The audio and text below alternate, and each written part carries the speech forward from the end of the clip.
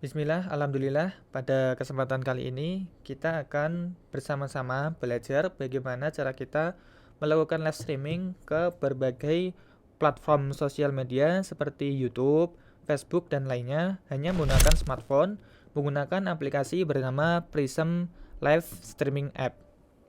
Bagi teman-teman yang ingin meloncati step-step tertentu, video ini insya Allah sudah disediakan timestamp-nya. Kita langsung saja masuk ke tutorial step by step-nya. Yang pertama, teman-teman bisa download terlebih dahulu aplikasi Prism Live Streaming App di App Store maupun Play Store. Sebagai contoh, kita akan menggunakan iPad ya. Tapi untuk HP mau iPhone maupun Android, insya Allah tampilannya akan sama. Setelah download selesai, kita langsung buka saja aplikasi Prism Live-nya. Kita akan diminta untuk login terlebih dahulu, bisa menggunakan Facebook, Google, dan sebagainya. Kita pilih saja yang paling memudahkan buat kita. Kita login pakai Google. Nah, setelah login, biasanya kita akan diminta untuk izinkan akses ke mikrofon, kamera, dan sebagainya. Itu langsung kita izinkan semuanya. Dan ini adalah menu awal aplikasi Prism Live Streaming. Karena tujuan kita untuk live streaming, kita langsung aja masuk ke menu live di sini ya. Ini ada video, foto, connect, kita masuk ke live. Di live ini ada 3 source, ada screen, kamera, dan VTuber.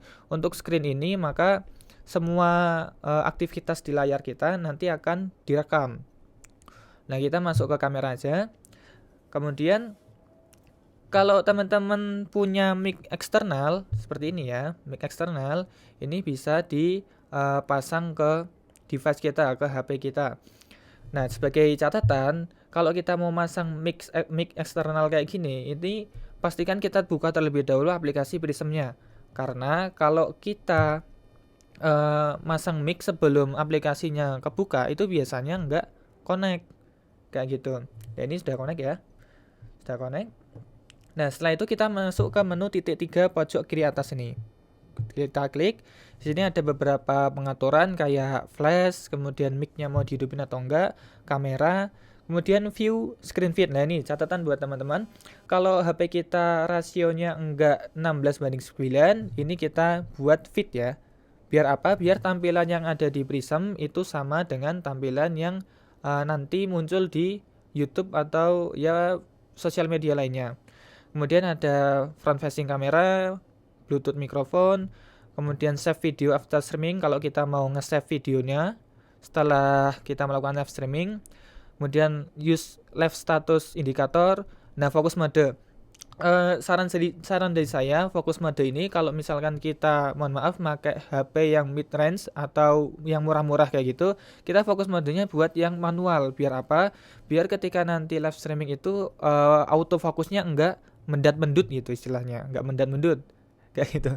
Kemudian ada kamera pro, kamera chroma key. Ini juga kalau kita pakai green screen, pakai chroma key, dan settingan-settingan lain yang mungkin bisa disesuaikan dengan kebutuhan kita.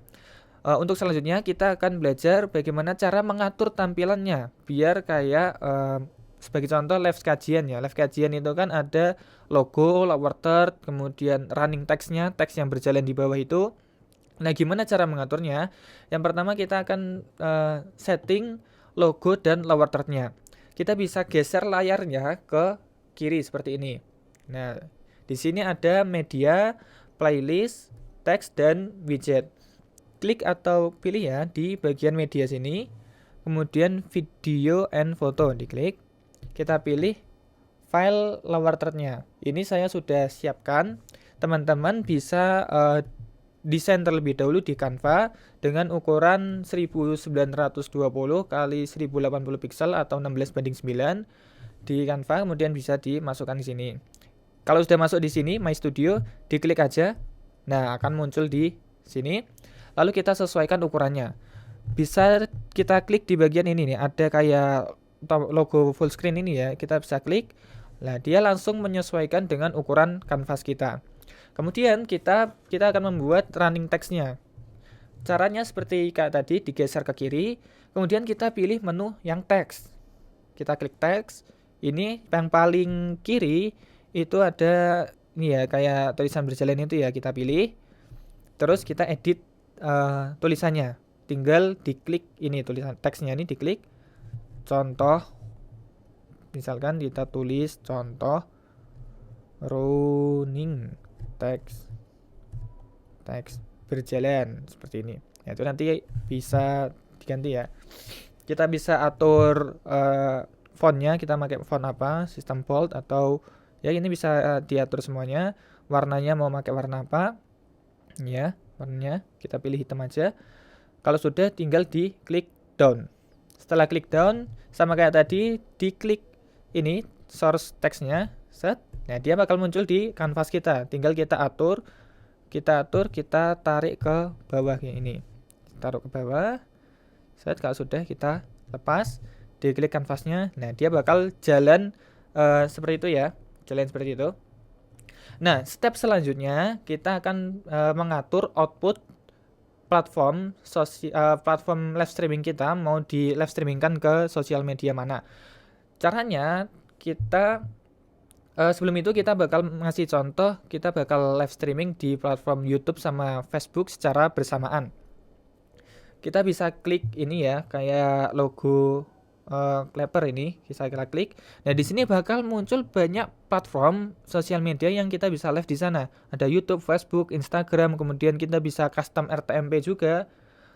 Nah, contoh kita menggunakan YouTube terlebih dahulu. Kita setting yang YouTube terlebih dahulu. Kita setting. Di sini ada dua, ada connect YouTube sama custom RTMP.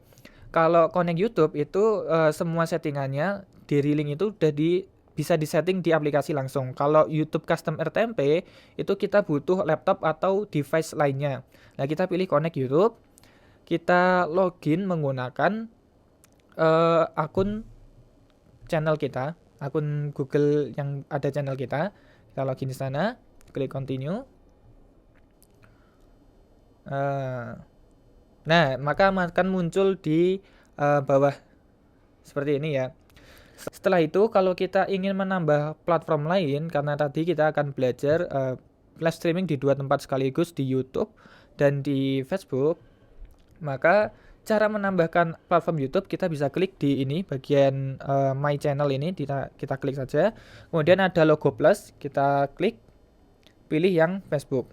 Ini sama kayak tadi, ada dua, ada Connect Facebook sama YouTube Custom RTMP. Kita pilih yang Connect Facebook. Setelah itu kita login pakai akun Facebook kita.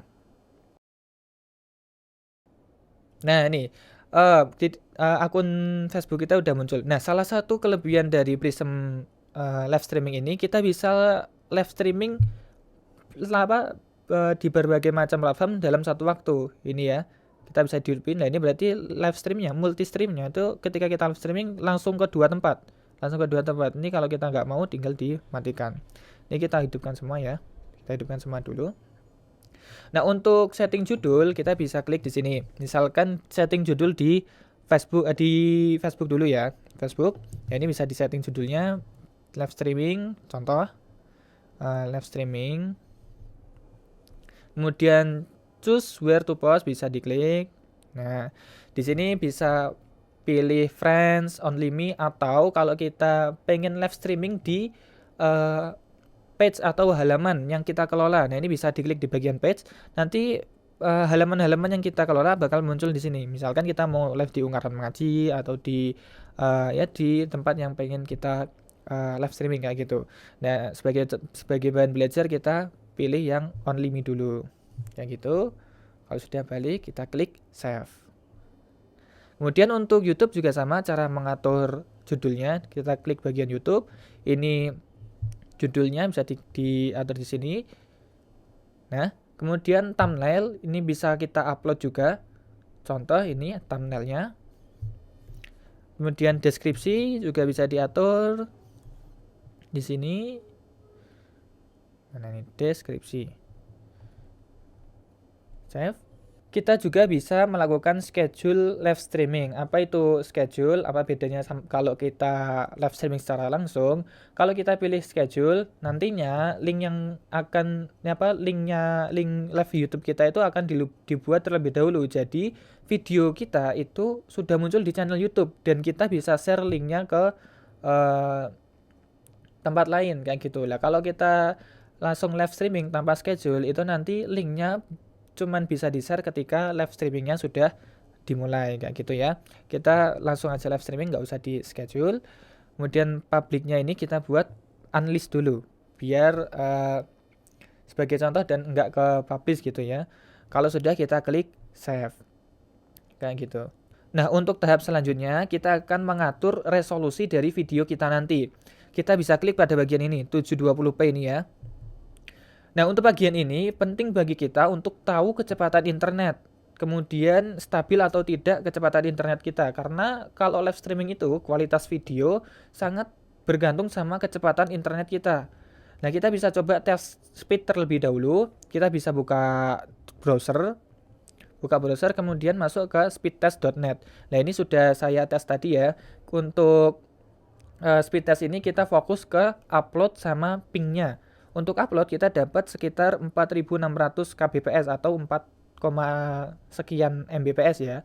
Untuk ping kita dapat 41. Ping ini kalau kita dapat di bawah 50 itu bisa dikatakan internetnya stabil kayak gitu. Kalau sudah tahu kecepatannya kita balik ke aplikasi Prism lagi. Nah, untuk resolusi kita buat 1080p biar gede, bisa juga 720, bisa disesuaikan ya. Nah, kemudian video quality ini. Video quality ada dua, ada adaptif sama fix. Kalau kita pilih adaptif, itu berarti nanti kualitas video kita akan menyesuaikan dengan internet. Kalau internetnya pas kebetulan lambat, maka videonya itu juga akan diturunkan kualitasnya agar apa, biar streamingnya tetap lancar kayak gitu. Kita coba pakai fix aja biar kualitas videonya sama terus. Kemudian bitrate, karena tadi untuk settingan bitrate ini kita bisa setting di bawah kecepatan upload kita tadi. Sebagai contoh, tadi kecepatan internet di sini itu 4,5, maka kita bisa setting 4000. Kalau kecepatan internetnya cuma 2000 atau 2 MB, maka kita settingnya ya 1000 atau 1500. Jangan dipaskan di 2000 kayak gitu.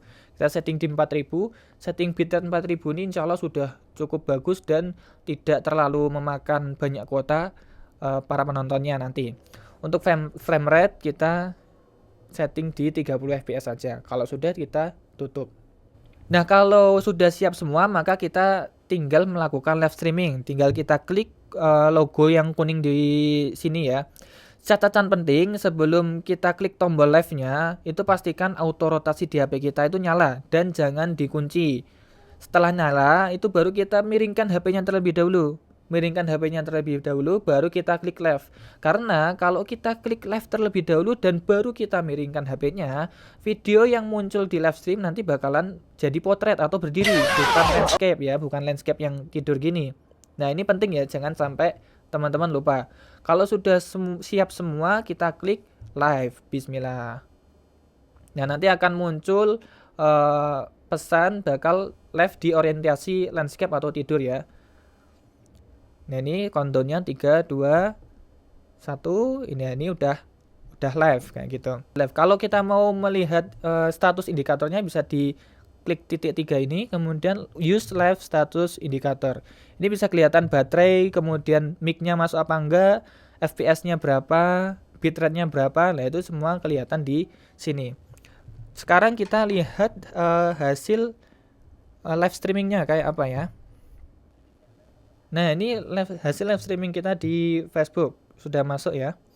Live streaming kita di Facebook sudah masuk. Kemudian kita cek yang di YouTube. Nah, ini live streaming kita di YouTube juga sudah masuk. Nah, seperti itu teman-teman. Nah, kalau sudah selesai live streamingnya, kita bisa klik end di pojok kanan atas ini. Kita klik end. Nah, dia akan menunggu seperti ini. Nah, sudah selesai. Nah, itu dia teman-teman. Nah, seperti itu teman-teman. Alhamdulillah kita sudah belajar sedikit bagaimana cara melakukan live streaming menggunakan HP aja ya, menggunakan aplikasi bernama Prism Live Streaming App. Alhamdulillah teman-teman, sekarang kita dimudahkan dengan adanya smartphone dan aplikasi yang semakin canggih ya.